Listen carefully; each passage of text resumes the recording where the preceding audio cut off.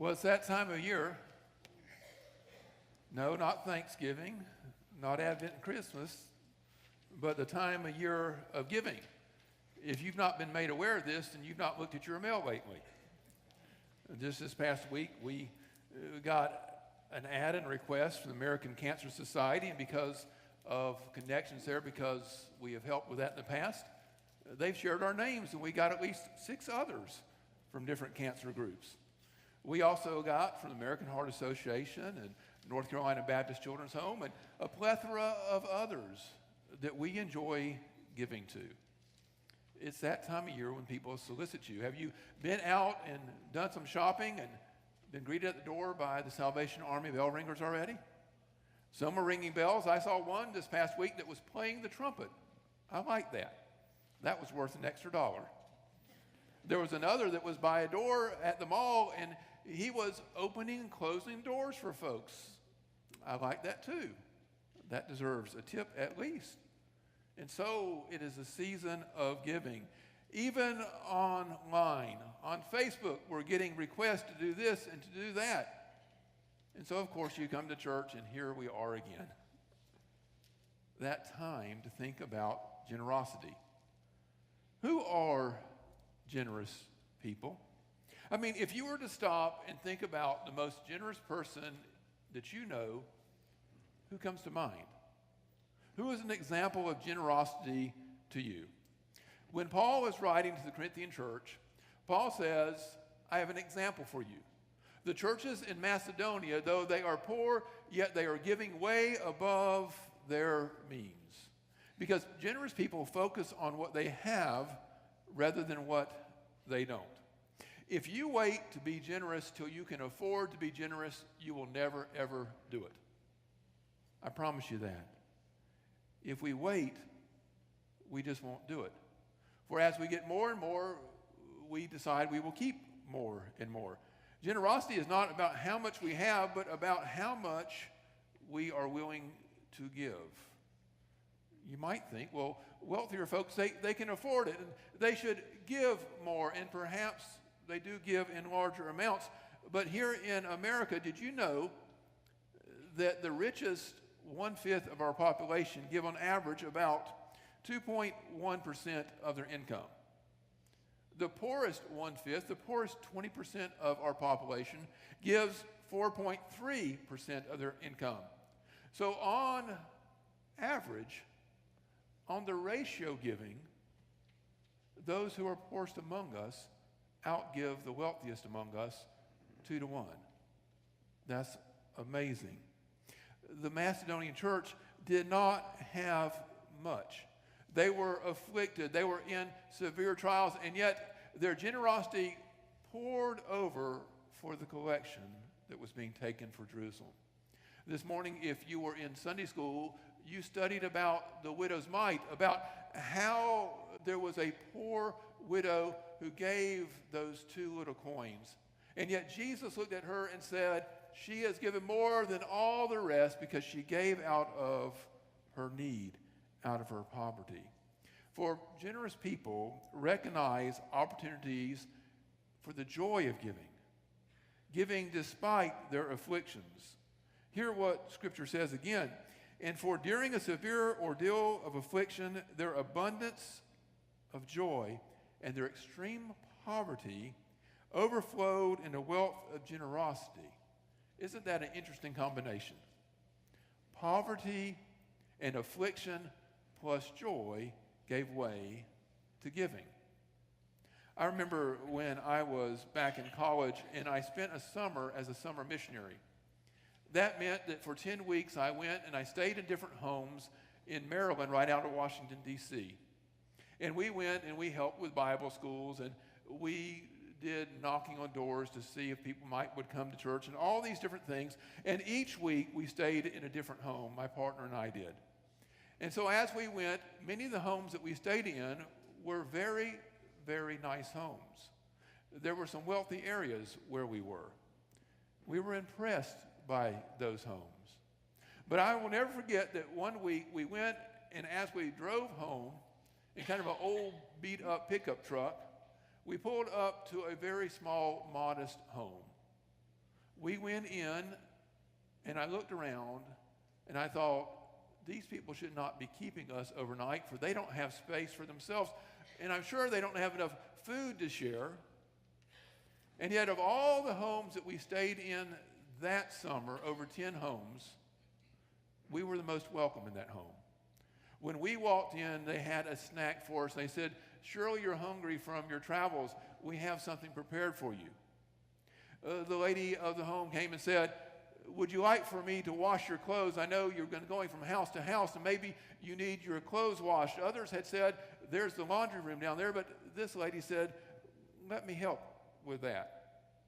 The next morning when we woke up, a young man, a teenager, had fixed us lunches to take out on our mission journey. Everywhere else we went, they gave us some money and said, when you get time, buy you some lunch. But this teenager who went to school each day and knew that he could not afford the school lunch, packed us a lunch when he packed his. They had so little, and yet they gave so much. You see, generous people don't look at what they don't have, but rather they see the joy, even though they may not have, they want to participate. For you see, they have been taught to give. Yes, generosity may be more natural to some than others, but I believe that people are generous because someone has given them an example. Someone has taught them to be generous. The number one reason people give is because they have learned to give.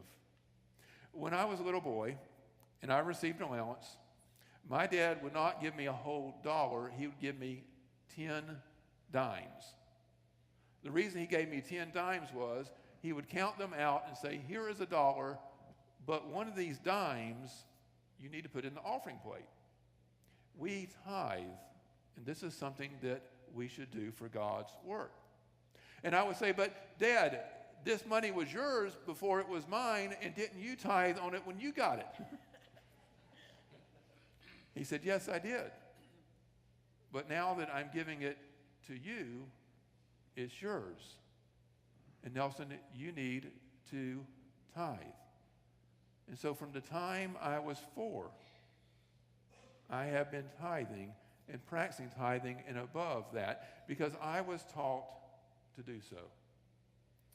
You all will never meet one of my heroes of giving, Mr. U.W. Foster. Mr. Foster was the treasurer of my last church for over 65 years. He died when he was 93, and he was still treasurer. We gave him 3 different retirement parties. He didn't take any of them. He just kept working for the church. I remember Mr. Foster had many different sayings, but one thing he would often speak to me about was this matter of teaching children how to give. He'd say, Pastor, we need to work on our children and our youth, and we need to teach them how to give. And I thought, kids and teenagers don't have much money, Mr. Foster. That seems a little over the top. Why do we keep talking about that? And he said, do you know how I got to be treasurer of this church 60-something years ago? And I said, no. How did you? He said, well, I moved to town, and I had a business degree, and I was hired at Carolina Mirror to do their book work.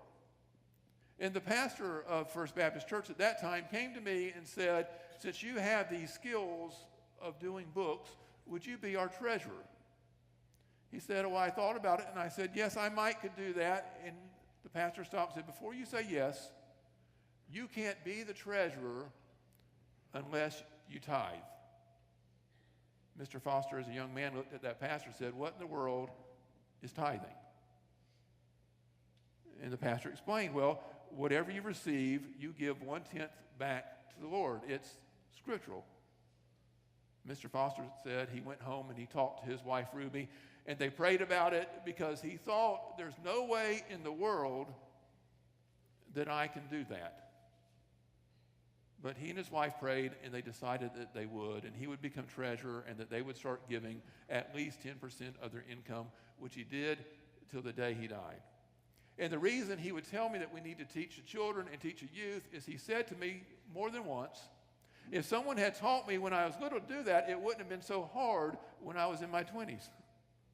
I would have already known how to do it. We need to learn how to give. So those are some things that make a person generous. But what actually makes folks give? Well, in Scripture today, we see that they recognize the need. This money that Paul was collecting was not for Paul, but was for the Jerusalem church, where there was great poverty and great need, and the folks in Macedonia had risen to the occasion. And the folks in Corinth were being asked to do the same. Paul was saying there is a need. We give the most when we recognize a need. We collect every first Sunday here an offering we call the alms offering. It goes to help those who are in need in our community or our church.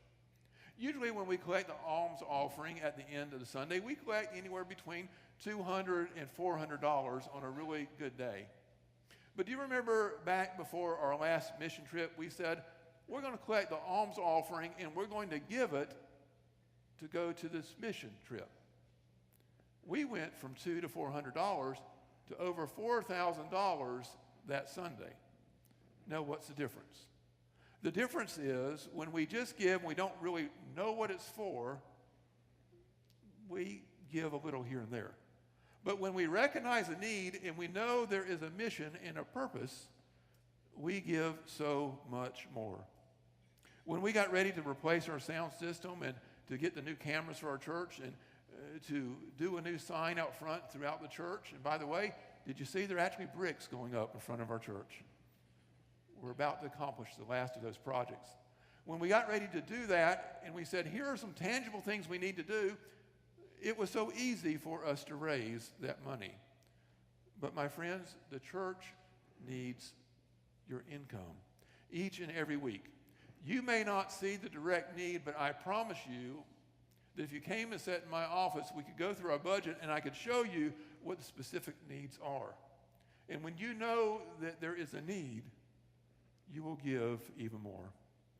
I will never forget in my very first church, I was sitting in my office one day and one of our families came by and I looked out and on top of their minivan was a luggage rack.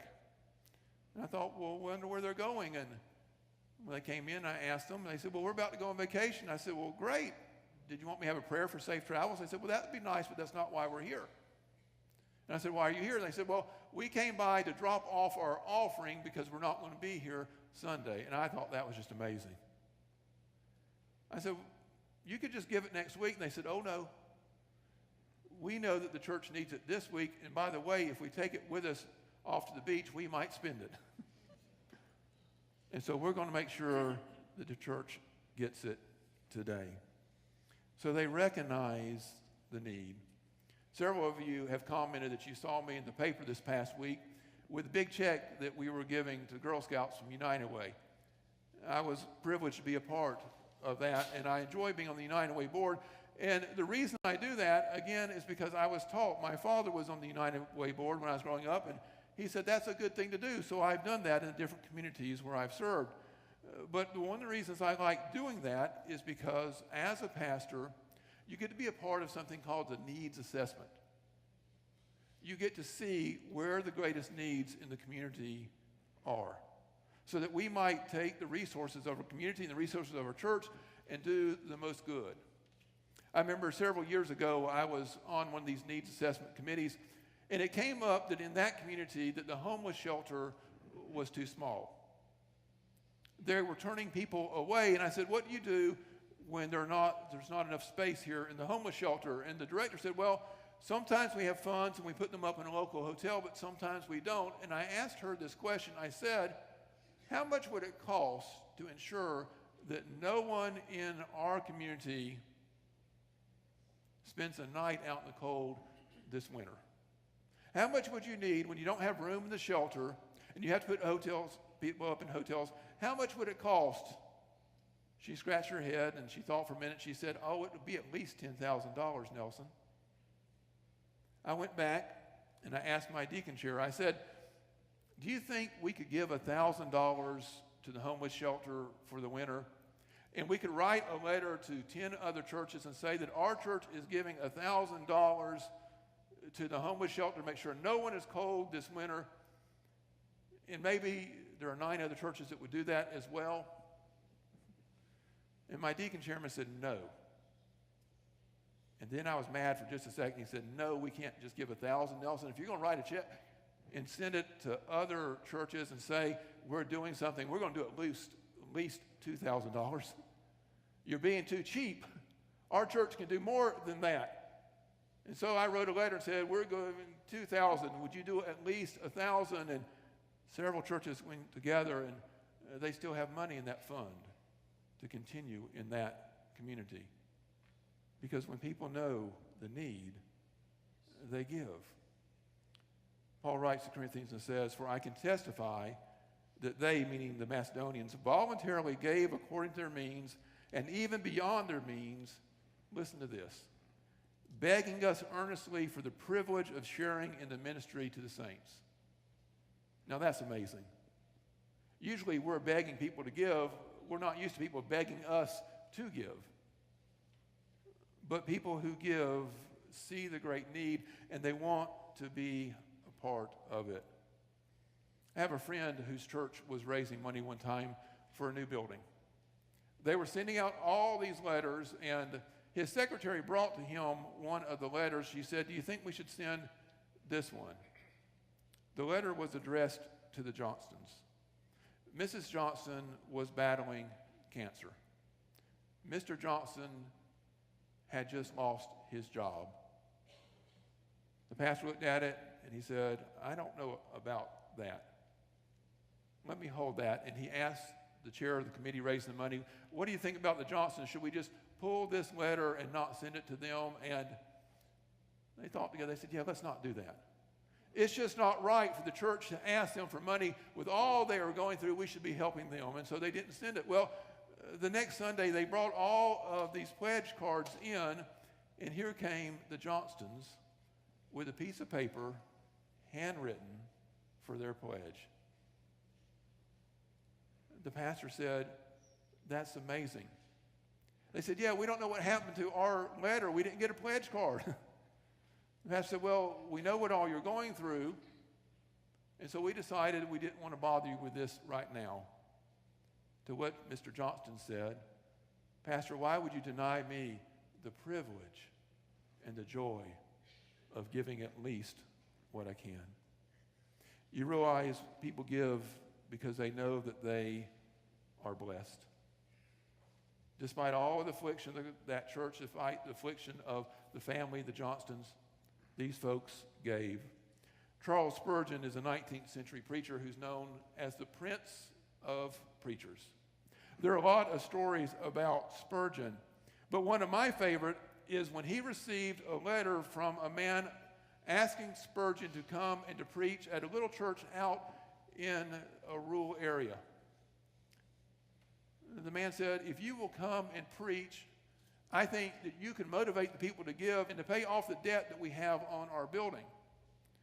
Then the man went on in the letter and said, in fact, if you come, you're welcome to stay either in my country house or my town house or my seaside home. Whichever you'd like, I'll put you up. Spurgeon wrote back and said, I'm not coming. Sell one of your 3 houses and pay off the debt yourself. This man was asking others to do what he was unwilling to do himself. When we realize how blessed we are, we can realize that God can bless us even more. And we can release control of all that we have to God. Today is Christ the King Sunday, and the question is Jesus really the one who rules over us? Again, Paul writes to the Corinthians and says about the Macedonians, and they gave themselves first to the Lord. First to the Lord. You remember the story about the little boy who had his hand down in a vase? It was an expensive vase, and his mother loved it, and she tried to pull his hand out, and she put butter around it, did all those things to try to get his hand out, and it would not come out, so finally she broke the vase off of his hand, and he was clutching a penny. He was holding on to so little and cost his mom so much. You see, giving is a matter of trust. Do we trust God enough that God would bless us enough that we might be able to survive and even thrive if we were able to give? I've asked the who, what, where, and why questions this morning. And you might ask, well, Pastor, why is giving so important? You're just saying all this because the church needs money. And yes, the church does need money, but that's not a really good reason to give, to be honest. It is because we need to give for our spiritual health. I don't look at what you give. That's between you and God. But sometimes I wonder if we should be more open about our giving. Because if you were to go to a doctor and say, I have an illness, the first thing the nurse would do would be to take your vitals. What is your temperature? What is your blood pressure? What's your oxygenation? Those kind of things, and see if any of that is off. And I think that giving is one of those things which we can measure that measures our spiritual health. It's a very tangible thing. Do we trust God or don't we trust God? Do we be generous as God is generous? I will never forget when I was asked to preach a revival over in Taylorsville at Antioch Baptist Church. It's not too far from here. My friend Edward Bolin was the pastor there, and he said, Nelson, come and preach to us and bring a series of sermons for the revival. And so I went and I preached, and about the third night I was there, and they got up to take the offering. Now, I knew that as a guest pastor, some of that offering was going to pay for me to preach that week. So I did not like what my friend Edward said. Edward got up and said, we don't really need to take up an offering tonight. I thought, okay. Edward, be careful. Edward said, we've got all the money we need at church right now. In fact, we're over budget. And I thought, well, this is a different kind of church. He said, we don't need to take up this offering for the church, but we need to take it up anyway, not because the church needs it, but because you need to give. Because we are in revival, and if we are going to be awakened spiritually, one of the things that we need to do is to learn how to trust God and to give of our resources so that God can do more with us. Giving is so important because it measures part of our spiritual health. Just like our prayer life and studying the scriptures, giving is one of those things that we can look at and say, is God really in control of my life? So I leave you with this question. Where and when will you give? There are lots of choices. Like me, you have received all kinds of requests in these past weeks, and between now and the end of the year, I promise you, your mailbox will be filled with requests. But Scripture says, bring the tithes into God's storehouse. Of all of the places that I hope you will give, and I hope you will be generous to all of those organizations that are doing good, I hope you will realize that the first place that we give is we give back to the one who's given to us. That we give to God first and foremost.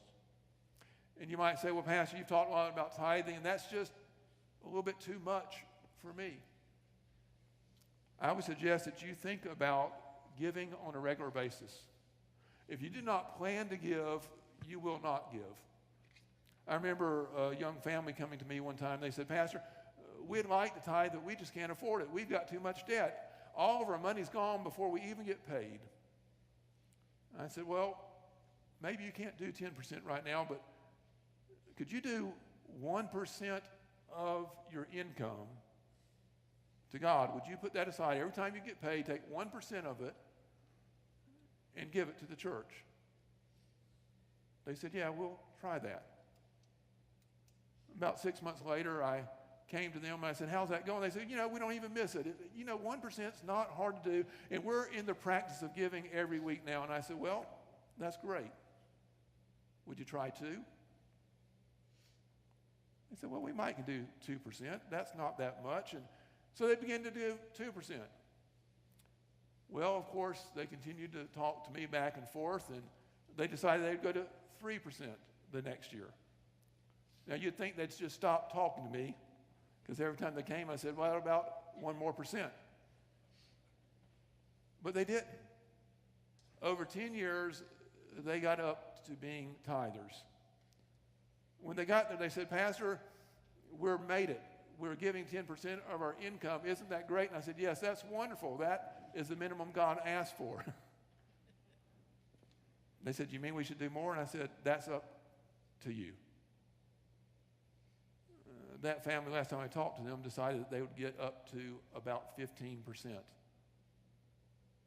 Because they decided that as God blessed them, they could return a portion of that blessing back to God. How about you? What is it that God has placed within your life? What resources has God blessed you with? How will you share those for the cause of Christ?